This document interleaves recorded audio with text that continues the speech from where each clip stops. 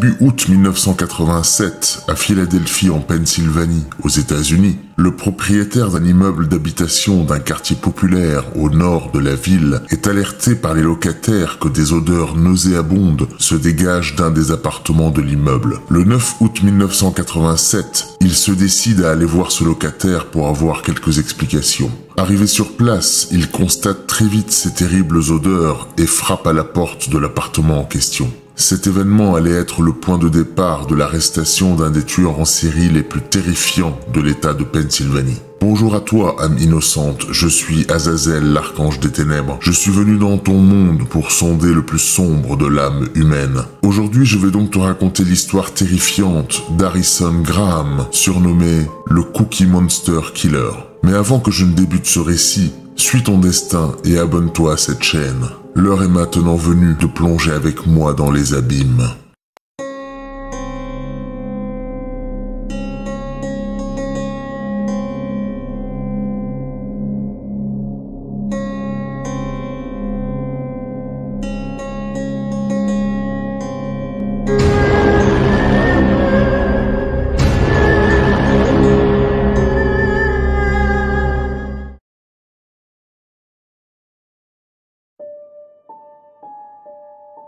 Mais commençons par le commencement. Harrison Graham est né le 9 septembre 1959 à Philadelphie, en Pennsylvanie, aux États-Unis. Il est l'aîné des 5 enfants du couple formé de Lillian et Frank Graham. Harrison est né dans un contexte familial très particulier. En effet, sa mère, Lillian, était tombée enceinte de Frank Graham à l'âge de 15 ans et donne naissance à Harrison à l'âge de 16 ans. Dû au jeune âge de la jeune femme, son enfant n'est pas réellement accepté par les parents de Lillian.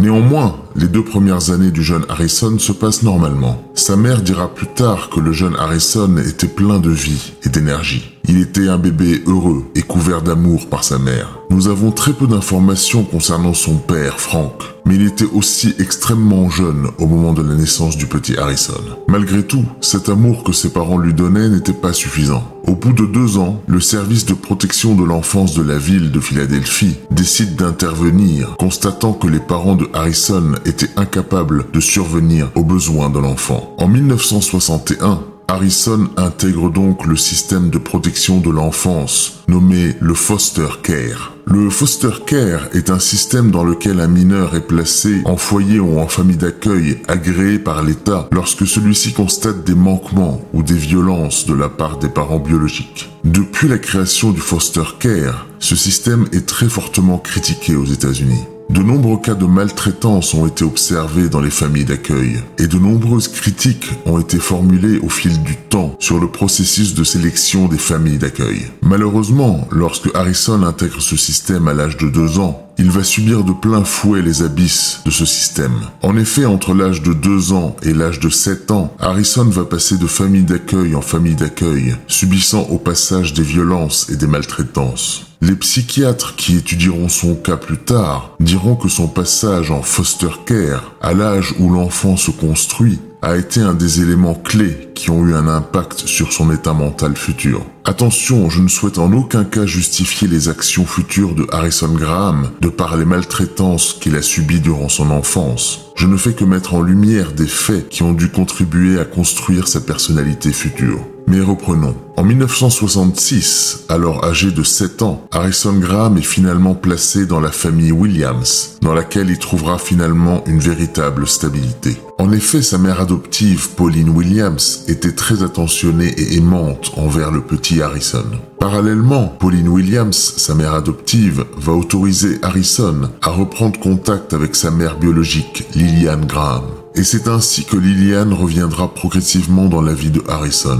Ce manque de stabilité durant sa petite enfance va avoir naturellement un impact sur la scolarité de Harrison. En effet, il montrera très tôt des déficiences intellectuelles et des retards d'apprentissage, et aura aussi de nombreux problèmes disciplinaires. Il avance tant bien que mal et réussit à intégrer à l'âge de 9 ans, en 1968, la Olney High School à Philadelphie. Un passage éclair puisque quelques temps plus tard, en 1971, à l'âge de 12 ans, il se déscolarise totalement. En effet, il n'arrivait plus à suivre le rythme des cours et a tout bonnement cessé de se rendre à l'école. Parallèlement à cela, Harrison commence à montrer des troubles mentaux importants, s'enfermant des heures dans sa chambre et en montrant des changements d'humeur constants et soudains. En 1971, inquiet du développement du petit Graham, sa mère adoptive, Pauline Williams, en accord avec sa mère biologique, Lillian Graham, décide de consulter un psychiatre. Après de nombreuses analyses, le psychiatre fait un diagnostic de schizophrénie. Un test de QI sera aussi pratiqué, révélant un QI de l'ordre de 63, ce qui est extrêmement faible, la moyenne se situant entre 80 et 110. Le médecin diagnostique aussi un retard mental important. En effet, il diagnostique que Harrison avait le fonctionnement cérébral d'un enfant de 9 ans. Après ce diagnostic, Harrison est interné à l'hôpital général de Philadelphie pour y être suivi et soigné. Il y restera interné durant 2 ans, jusqu'à l'âge de 14 ans. Les psychiatres de l'hôpital estimant après les soins reçus que Harrison ne représentait plus un danger pour lui-même ou pour la société. À sa sortie de l'hôpital, Harrison, n'ayant plus de repères et étant totalement déscolarisé, commence à traîner la majeure partie de son temps dans les quartiers populaires de Philadelphie. Il commence aussi à faire la rencontre de marginaux.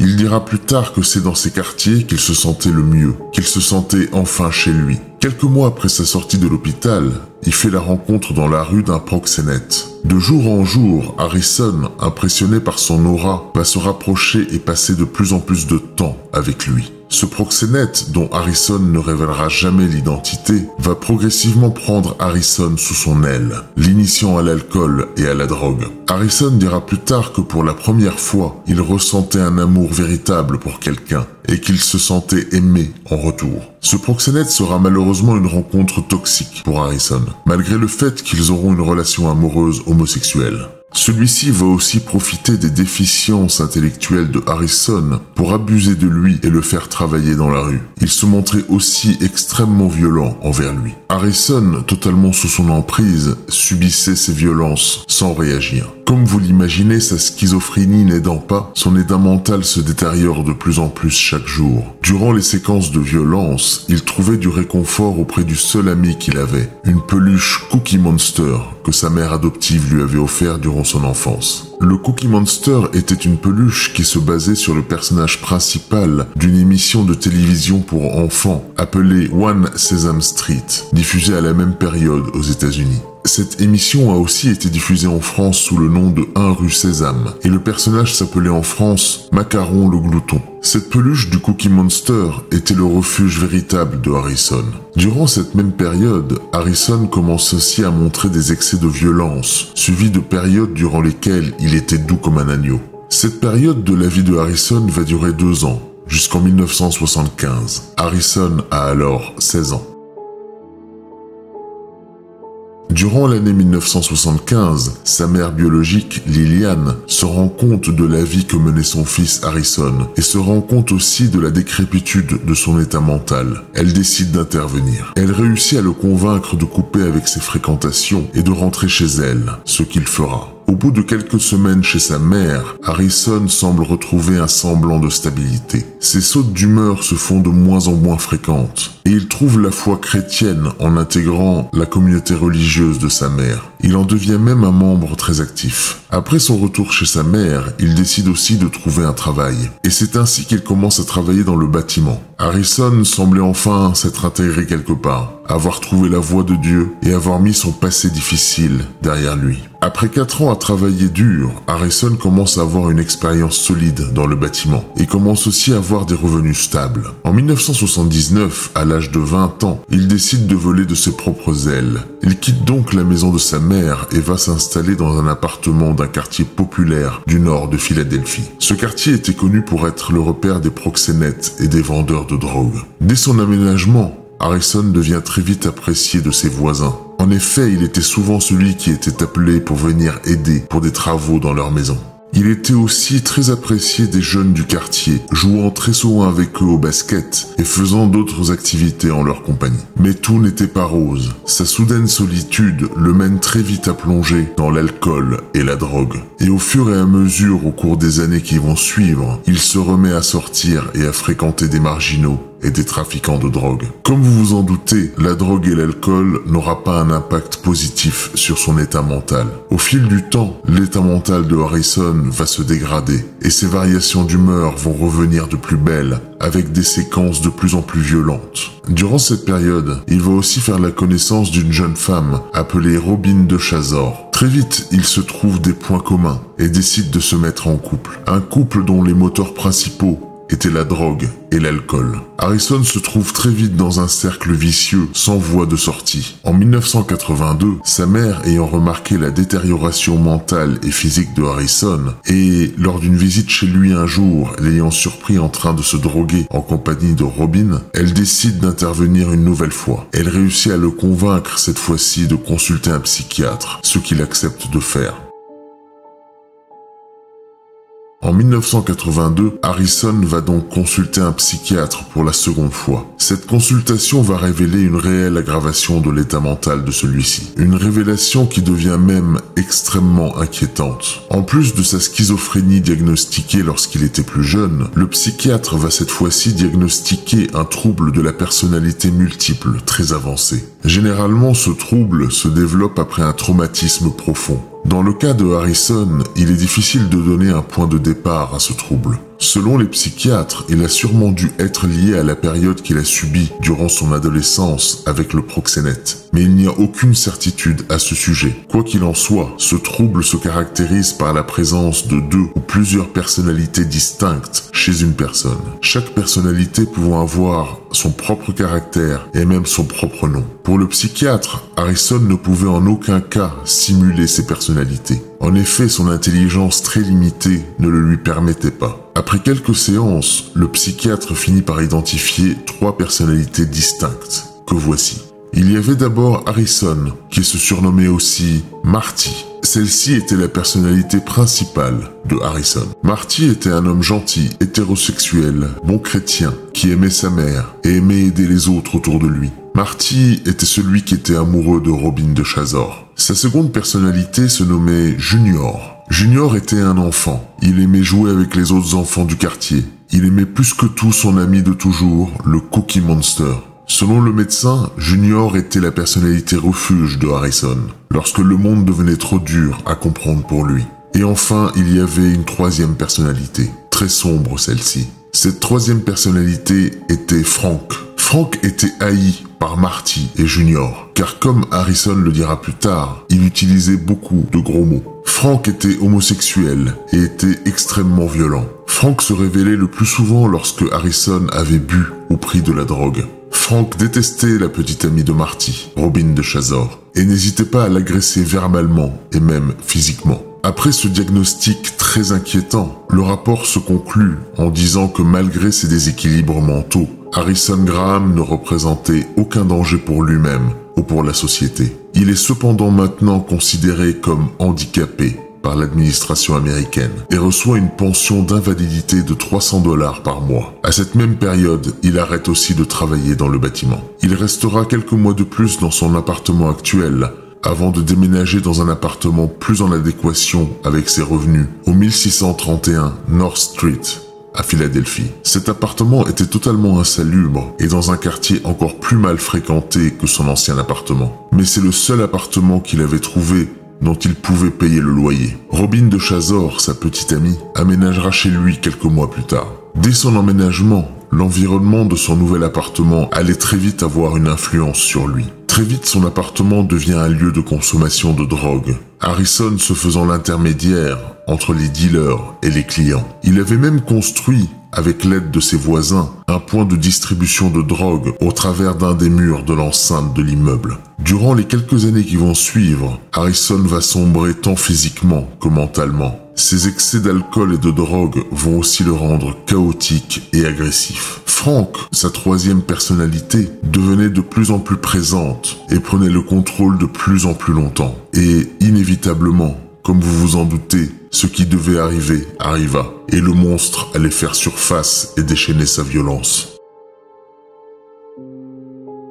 En novembre 1986, Harrison rentre chez lui après une journée dans la rue à traîner. À son arrivée, il retrouve Robin de Chazor, sa petite amie, dans leur appartement. Ils décident tous les deux, comme à leur habitude, de passer une soirée ensemble à boire et se droguer. Au bout de quelques heures de consommation excessive, ils décident de finalement aller se coucher. Au bout de quelques minutes dans le lit, une relation sexuelle débute entre les deux. Harrison racontera plus tard que pour une raison inconnue, en plein milieu de l'acte, il subit un blackout total et Frank, sa troisième personnalité, prend le dessus. Comme vous le savez, Frank détestait Robin. Et à ce moment-là, un déferlement de violence s'abat sur celle-ci. Après les coups portés, Frank étrangle Robin à mort. Après l'avoir tué, Harrison s'endort tranquillement à ses côtés. Le lendemain matin, c'est Martin, sa personnalité principale, qui se réveille et découvre à ses côtés le corps inerte de Robin. Après un moment de panique et d'incompréhension, il comprend que Frank a dû faire ça, mais il n'en a aucun souvenir. Après quelques heures de réflexion, il se décide à agir. Il se dirige vers la cuisine et prend un couteau de boucher. À partir de là, il va entreprendre de démembrer le corps de Robin et de mettre les différentes parties dans des sacs poubelles. Il cachera une partie du corps sous le plancher d'une maison abandonnée juste à côté de la sienne, puis une autre partie du corps sous le toit de cette même maison. Puis, sans remords, celui-ci reprend sa journée. Robin de Chazor n'avait pas de famille proche, ou même d'amis. Sa disparition n'interpelle personne, puisque personne ne la cherche. Ce premier meurtre va complètement déstabiliser Harrison, et sera le point de départ de la période qu'il appellera lui-même la période Frank. Début mars 1987, Cynthia Brooks, 27 ans, fait la rencontre de Harrison dans un bar. Après quelques minutes de discussion, Harrison convainc Cynthia d'aller chez lui pour boire quelques verres et prendre de la drogue. Celle-ci accepte et le suit. Après quelques heures de beuverie, le même blackout se produit et Harrison étrangle la jeune femme et s'endort à ses côtés. Au réveil, Marty découvre le corps sans vie de la jeune femme et n'a aucun souvenir de la soirée précédente. Cette fois-ci, il ne démembrera pas le corps. Il se contentera de le cacher dans le placard de sa chambre. Là non plus, personne ne s'inquiète de la disparition de Cynthia et Harrison continue sa vie tranquillement. Fin mars 1987, Harrison croise dans les escaliers de son immeuble Sandra Gavin, 33 ans. Celle-ci était une voisine de Harrison. Après quelques minutes d'échange entre les deux, Harrison invite Sandra Gavin à le rejoindre chez lui pour boire quelques verres. Là encore, après des heures de beuverie, Harrison subit un blackout et Frank prend le dessus. Il se jette sur la jeune femme et l'étrangle. Au réveil, le lendemain, Harrison, ou Marty, découvre le carnage que Frank avait fait la nuit dernière et cache le corps dans son appartement. Sandra Gavin vivait seule. Là encore, personne ne s'inquiète de sa disparition. Malgré ces 3 meurtres, rien ne semble inquiéter Harrison. Dans ce cas, l'existence même des meurtres est encore inconnue. Harrison continue donc son périple macabre. Mi-avril 1987, Valerie Jamieson, 24 ans, croise la route de Harrison Graham dans un bar de Philadelphie. Comme à son habitude, étant un jeune homme plutôt très séduisant, il convainc la jeune femme de l'accompagner chez lui pour boire quelques verres. Là aussi, à un moment de la soirée, Frank va prendre le dessus, se jeter sur Valérie et l'étrangler. À son réveil, Marty découvre le cadavre et le cache dans son appartement. Cela en devient presque une habitude. Frank devait être nourri de ses meurtres et Marty l'acceptait maintenant. Début mai 1987, Harrison croise dans la rue Patricia Franklin, 24 ans. Après quelques minutes d'échange entre les deux, Harrison la convainc de l'accompagner chez lui. Durant cette nuit, Frank prendra son dû et Marty cachera le corps dans l'appartement le lendemain matin. Le 5 août 1987, Mary Jeter Mattis, 36 ans, croise la route de Harrison dans un bar du quartier. Harrison réussit à convaincre la jeune femme de le suivre chez lui. Après quelques heures de beuverie, une relation sexuelle s'engage entre les deux. Durant cet acte, Harrison subit un blackout et Frank prend le dessus et étrangle la jeune femme. Le lendemain matin, Marty se réveillera à côté du corps et va entreprendre de le cacher dans l'appartement. Le 6 août 1987, Barbara Mahoney, 22 ans, croise la route de Harrison Graham dans un autre bar du quartier. Comme vous en doutez, Harrison l'amène chez lui, la tue et cache son corps le lendemain au réveil. Le rythme des meurtres ne cesse de s'accélérer. Harrison semble ne plus avoir aucune limite. À ce stade, tout est normal pour lui. Il n'est ni inquiété, ni même soupçonné. Ce qui est le plus dramatique, c'est qu'à ce stade, l'existence même de tous ces meurtres est inconnue. Ce mois d'août 1987 était étouffant, peut-être l'un des plus chauds et des plus humides depuis des années. Depuis quelques jours, les habitants de l'immeuble au 1631 North Street ne pouvaient plus ouvrir ni leurs portes ni leurs fenêtres. Des odeurs nauséabondes de chair en putréfaction émanaient d'un des appartements de la propriété, l'appartement de Harrison Graham. De nombreuses plaintes atterrissent donc sur le bureau du propriétaire de l'immeuble dès la fin juillet. Ignorant ces plaintes dans un premier temps, il se décide le 9 août 1987 à se rendre sur place pour demander des explications à ce locataire. Il se rend donc sur place. Dès son arrivée, il constate dès l'extérieur de l'immeuble cette puanteur insoutenable. Il décide à ce moment-là de demander à ce locataire de quitter les lieux immédiatement. Il monte donc au 3e étage et frappe donc à la porte de Harrison. Celui-ci lui ouvre. Le propriétaire lui fait part des plaintes reçues concernant des odeurs venant de son appartement. Il lui dit aussi qu'il a pris la décision de l'expulser et qu'il doit quitter l'appartement sur le champ. Harrison accepte et lui demande de l'attendre à l'extérieur le temps qu'il prenne quelques affaires. Harrison, se sachant dans un étau, referme la porte et la barricade avant de prendre la fuite par une fenêtre à l'arrière de l'appartement, en emportant avec lui sa peluche Cookie Monster. Le propriétaire, après quelques minutes d'attente, se rend compte que quelque chose d'anormal se passe et il finit par appeler la police. L'agent Pete Scalatino est le premier policier arrivé sur les lieux. Il rejoint le propriétaire au 3e étage de l'immeuble et frappe de nouveau à la porte. Mais aucun bruit ne semble venir de l'intérieur. Scalatino décide de regarder par le trou de la serrure et entrevoit des jambes allongées au sol. Scalatino, ayant un très mauvais pressentiment, appelle des renforts. À l'arrivée des renforts, la porte de l'appartement est forcée. Les policiers étaient très loin d'imaginer ce qu'ils allaient découvrir à l'intérieur. Lorsque les policiers entrent dans l'appartement de Harrison Graham, une scène horrifique s'offre à eux. Tout d'abord, ils remarquent que l'appartement est recouvert de détritus, de seringues, de nourriture en décomposition, ainsi que d'excréments. L'air était irrespirable et toutes sortes d'insectes grouillaient. Les policiers diront qu'il était très difficile de se déplacer dans l'appartement. Les détritus remontaient jusqu'aux genoux sur environ 40 cm.